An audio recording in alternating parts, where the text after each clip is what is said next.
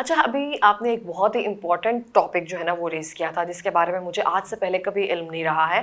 वो ये है कि जैसे कि आपने कहा कि इस पेशेंट को कौन-सी जो पेन किलर है उसका इस्तेमाल नहीं करना चाहिए, बिल्कुल। और हमें ये आज तक नहीं पता है। बहुत सारी ऐसी चीज़ें होती हैं, हमारे घर में मरीज़ मौजूद होते हैं, हम हर सूरत में कोशिश तो करते हैं उनका ख़्याल रखने की, लेकिन ऐसी छोटी-छोटी सी बारीकियाँ होती हैं जिनको अगर हम मद्देनज़र रखें, तो उनके लिए भी फ़ायदेमंद हो सकती है, और वैसे भी ये बातें सदका जारिया होती हैं एक तरह से। बिल्कुल। तो मुझे आप बता सकते हैं कि डिस्प्रिन का इस्तेमाल बहुत सारे लोग जो हैं वो यूजुअली कर रहे होते हैं। अगर आपको सर का दर्द है, बहुत सारे लोग खून पतला करने के लिए, या फिर ये सोचते हैं कि शायद अब गर्मियाँ आ रही हैं तो मैं डिस्प्रिन का एक ग्लास पी लेता हूँ, मेरा खून पतला हो जाएगा। तो उसके बारे में बताइए, किनके लिए फ़ायदेमंद है, किनके लिए नुकसानदेह है? अच्छा, आजकल मैं देखता हूँ कि टीवी चैनल्स पे भी कमर्शियल आ रहे होते हैं, डिस्प्रिन के भी, पैनाडॉल के भी, हाँ, ब्रूफिन के भी। तो ये लोगों को जनरल पब्लिक में आगे ही देने की बहुत ज़्यादा ज़रूरत है। आप रैंडम कोई भी पेन किलर हर पेशेंट यूज़ नहीं कर सकता। लेकिन सही। जैसे आपने डिस्प्रिन का ज़िक्र किया, तो जो अस्थमा के पेशेंट्स हैं, दमा के पेशेंट, उनके लिए बहुत नुकसानदेह साबित हो सकती है, तो उन्होंने डिस्प्रिन यूज़ नहीं करनी। इस तरह अगर उनको क्या मैदे के ऐसे साइड इफ़ेक्ट हो सकता है अगर वो अस्थमा उनका के उनका पेशेंट जो है एस्थमा इसको जो है इस्तेमाल वो करेंगे? एग्रीवेट कर जाएगा, वो स्टेटस एस्थमेटिकस में चले जाएँगे, इवन ओके, हॉस्पिटलाइज़ेशन की भी ज़रूरत पड़ खुदा ना सकती है, खास्ता, जिसमें खुदा न खास्ता पेशेंट्स को स्टेरॉइड भी लाइफ सेविंग लगाने पड़ सकते हैं। सही हो इस गया। तरह जो मैदे के अल्सर के पेशेंट्स हैं, जिनके मैदे में हुँ, ज़ख्म हैं, सही। उन पेशेंट्स को डाइक्लोरॉन का इस्तेमाल नहीं करना चाहिए, वरना खून की उल्टियाँ आ सकती हैं। इसी तरह जो मैदे के जिगर के अल्सर के जो पेशेंट हैं मैदे के और जो अल्सर के गुर्दे जो के पेशेंट्स मरीज़ हैं, हैं, जो गुर्दे के पेशेंट्स हैं, उनके लिए भी डाइक्लोरॉन नहीं अच्छी नहीं बेहतर है, है उनके उनको लिए। वो यूज़ नहीं करनी। ओके, जो जिगर के पेशेंट्स हैं, जिनके जिगर फेलियर है या किसी वजह से काला यरकान है, उनको पैनाडोल का इस्तेमाल नहीं करना चाहिए। तो ये काफ़ी किसी भी ज़्यादा तरह के मेडिसिन्स अगर आप हैं। जिगर के पेशेंट हैं, अगर आपको ए, बी, सी कुछ भी है तो? बिल्कुल, तो पैनाडोल आपके लिए अच्छी नहीं है। ओके, इसी तरह जो ब्रूफिन हाँ, है, ब्रूफिन का भी काफ़ी ज़्यादा यूज़ लोग करते हैं। सो ब्रूफिन भी रैंडम आप यूज़ नहीं कर सकते, स्पेशली जो हार्ट के पेशेंट्स हैं, उनके लिए ब्रूफिन अच्छी नहीं है। उनको ब्रूफिन को साइड पे रख देना तो चाहिए। उससे क्या नुकसान हो सकता है उनको? उनके जो हार्ट की कंडीशन है वो एग्रीवेट कर सकती है, उनकी उनकी जो है वो कार्डियक फेलियर में जा सकते हैं, मतलब हार्ट फेल जिसे बोलते हैं। खुदा सो ना खास्ता, खुदा ना ये खास्ता। बहुत ज़्यादा सीवियर कंडीशंस हो सकती हैं, और हम हर पेन किलर को एक जैसा समझते हैं कि बिल्कुल। अगर ये अवेलेबल नहीं है हमारे मेडिसिन बॉक्स में, ये अवेलेबल है, ये खा ली जाए। और मुझे नहीं लगता इसमें कभी हमने एहतियात की होगी कि बिल्कुल, ये अगर आपने बहुत ये अच्छा मर्ज़ है। पॉइंट रेज़ किया, हर पेन किलर हर पेशेंट के लिए नहीं है। और ओवर द काउंटर आप जब भी जाएँ, अगर तो वहाँ पे आपको किसी अच्छी चेन फार्मेसीज़ पे फार्मासिस्ट अवेलेबल है, वो आपको खुद ही उससे बता कंसल्ट देगा, करें, हाँ। आपसे हिस्ट्री लेगा, मेडिकल हिस्ट्री, और आपको एडवाइस करेगा। बट प्रॉब्लम ये है, डायलेमा ये है कि ज़्यादा फार्मासिस्ट जो हैं वो चेन फार्मेसीज़ पे नहीं नहीं अवेलेबल होते। मौजूद होते हैं। जस्ट 1-2 ही हैं जिन पर अच्छे से फार्मासिस्ट जो हैं वो एग्ज़ैक्टली। मौजूद होते हैं। सो आप कोई भी पेन किलर डिमांड करें, वो आपको वो दे आपको देते दे हैं। सो देते हैं। वो आपको दैट्स नॉट हाइपरटेंसी की देते हैं कि इससे आपको जल्दी आराम आ जाए। ये नहीं बिल्कुल। देखा जाएगा कि इससे हमें नुकसान कितना साबित हो या जो सकता है उनके उस चीज़ पास से। अवेलेबल होगी, वो आपको पेन किलर दे देंगे ताकि उनकी मेडिसिन बिक जाए। अच्छा, बहुत सारे लोग जो है ना इंजेक्शन का इस्तेमाल ज़्यादा करते हैं कि अगर मुझे कोई प्रॉब्लम हो रही है मैं डिक्लोरॉन का इंजेक्शन लगवा लेती हूँ, तो इससे मुझे ज़्यादा काफ़ी चीज़ें बेहतर हो जाती हैं। ये जो एक चीज़ है, इससे क्या हो सकता है? या डेक्सा एक समथिंग ऐसा कोई बिल्कुल, इंजेक्शन डेक्सा है, इंजेक्शन भी है। उसका डिक्लोरॉन के साथ मिक्सचर करके बहुत सारे लोग कहते हैं कि ये स्टेरॉइड है, लेकिन इसका इस्तेमाल जो है ना बहुत जल्दी रिलीफ दे सकता है। ये किन-के लिए नुकसानदेह हैं? और अभी जैसे मुझे याद हो गया हुआ है, ऐसे बहुत सारे लोगों को याद हो गया याद हुआ हो है। गया, बिल्कुल। बिल्कुल, आपने बड़ा अच्छा पॉइंट रेज़ किया। जो पेन किलर इंजेक्शन है, वो एक दफ़ा तो पेशेंट को अगर चोट लगी है और सुएर पेन में हुँ, है, तो या उनकी हड्डी टूटी हुई है, तो यूजुअली हम पेन किलर इंजेक्शन एडवाइस करते हैं। बट प्रॉब्लम ये, काफ़ी लोग मैंने देखे हैं उसके आदी बन जाते हैं। वो जब भी दर्द होगी, वो इंजेक्शन लगवा लेंगे फास्ट रिलीफ के लिए, तो उससे लॉन्ग टर्म उनके गुर्दे भी इफ़ेक्ट होंगे, हाँ। और उनका जो है ना मैदा भी डिस्टर्ब होगा। और फिर उसके बाद उसके शायद अलावा कुछ असर भी इंजेक्शन नहीं करता। असर भी नहीं करता, रेजिस्टेंस डेवलप हो जाती है बॉडी में। हाँ, उसके अलावा एक और प्रॉब्लम होता है कि इंजेक्शन एब्सेस बन जाती है।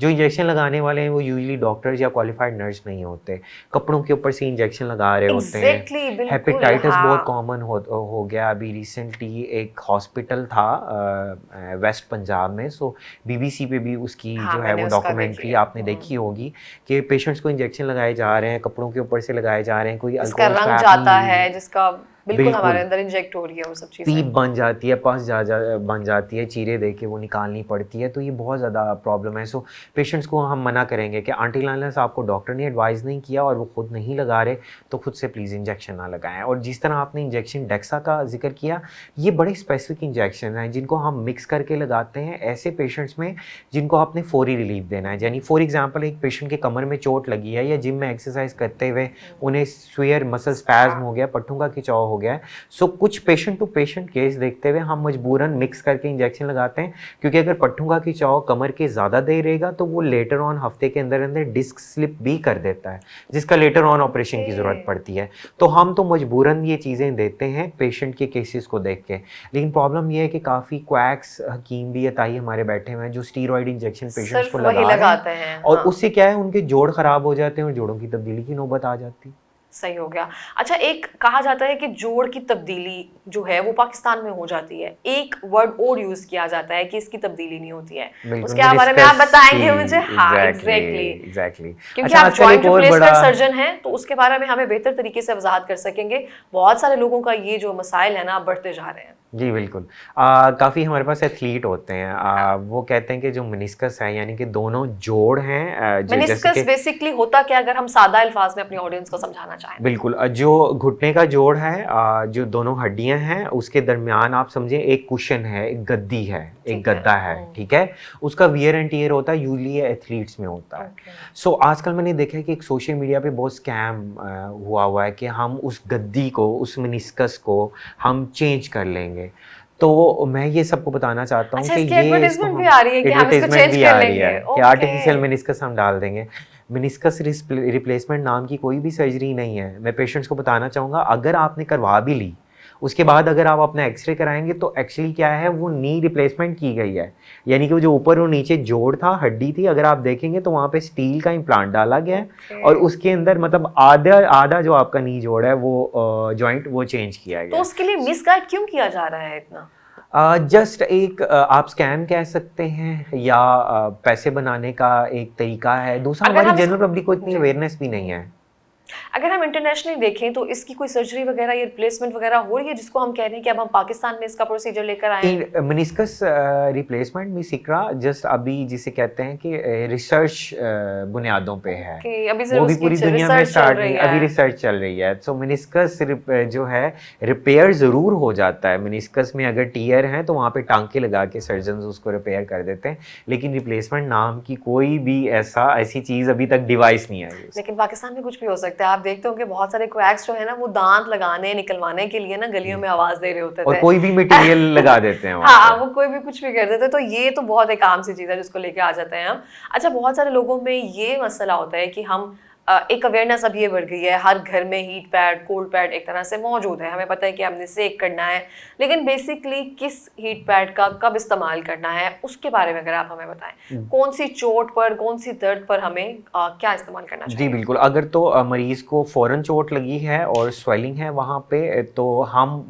डीप फ्रीज स्प्रेज मुख्तलिफ नामों से आते हैं या आइसिंग करते हैं, वहाँ पे ठंडी बर्फ़ की टकोर या आइस पैक्स मिलते हैं। ओके। उससे क्या फ़ायदा होगा, वहाँ पे ब्लड ज़्यादा इकट्ठा नहीं होगा और स्वेलिंग बढ़ेगी नहीं, और पेशेंट को पेन रिलीफ भी मिलेगा और वो रिकवरी की तरफ जाएंगे, क्योंकि ठीक हो अगर गया। स्वेलिंग बढ़ गई तो रिकवरी और डिले होगी। लेकिन अगर तो हम हीट की बात करेंगे तो जो पुरानी दर्दें हैं जैसे कमर की दर्द, घुटने की दर्द, वहाँ पे हॉट पैक, नीम गर्म तौलिए की टकोर, ठीक है, या फिर डीप हीट स्प्रेज मुख्तलिफ कंपनियाँ बनाती हैं, वो वहाँ पे होंगी। सो आप ये नहीं कर सकते कि फ्रेश चोट में आप जो है ना हीटिंग कर लें और जो पुरानी दर्दें हैं उसमें आप फ्रीजिंग कर लें। सो सही उल्टा होगा। वो जो चीज़ है आपका मामला बिगड़ जाएगा। अच्छा, इतनी उम्र गुजर गई है, मुझे अब आकर 1-2 साल हुए हैं तो इस बात की समझ आई है कि जो हीट पैड है ना, हमने जब भी चोट लगी है गर्म ही टकोर की है। ठंडी टकोर का कभी मुझे नहीं लगता कि कंसेप्ट भी था कभी घरों में।